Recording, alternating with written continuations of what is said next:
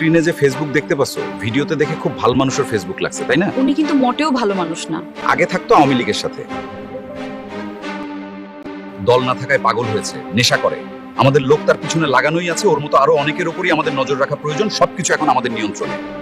ফেসবুকে ইসলামের পোস্ট আর পোস্টে মুখে দাঁড়িয়েও আছে। এখন স্ক্রিনে এই ভিডিওটা দেখো, ক্লিপটা দিয়েছে তার ভাতিজা। বিষয়গুলো খুব গুরুত্ব দিয়ে ভাবার মতো।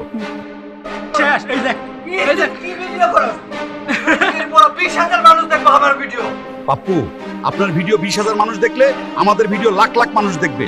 বাইরে গরিব মানুষের সাথে খারাপ ব্যবহার আর পাওয়ারফুল মানুষকে সালাম দিবে, এমন ব্যবহার করবে, তার মতো ভালো মানুষ এই পৃথিবীতে নাই। এই লোকের একটু নেশা করা ভিডিও দেখাই, আমাদের কানে যদি আসে সে পাগলামি করতেছে, এই নেশা করা ভিডিও পুরোটা দিয়ে ভাইরাল করে দিবে। মারে মারেন, আপনি কি মানুষ? ঘরের ভিতর গুন্ডামি করেন। আপনার মতো আমরা খুঁজি, ভিডিও বানাইছি।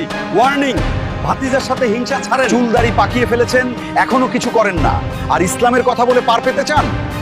ইসলামে কি বলছে ভিডিওতে দেখুন। নবী করিম সাল্লাল্লাহু আলাইহি সাল্লাম তার তারুণ্যে যে ব্যবসা করেছেন, শুধু তাই নয়, তার সারা জীবন তিনি ব্যবসার প্রতি মানুষকে উৎসাহিত করেছেন। তার একটি হাদিস রয়েছে, তিসআতু আশহারির রিজকি ফিত তিজারা।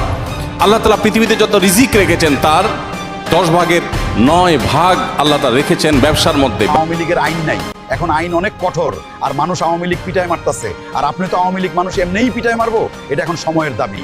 আপনার ভিডিও আপনি রিকোয়েস্ট করলে ডিলিট করে দিতে পারি, কিন্তু নেক্সট টাইম আপনার ঘরে বাইরে আওয়ামী লীগের পাগলামি করলে জেলে নয়তো রাস্তায় পড়ে থাকবেন। ধন্যবাদ রাকিব আর মন্টিকে, আপনারা ভালো থাকবেন। আল্লাহ হাফেজ।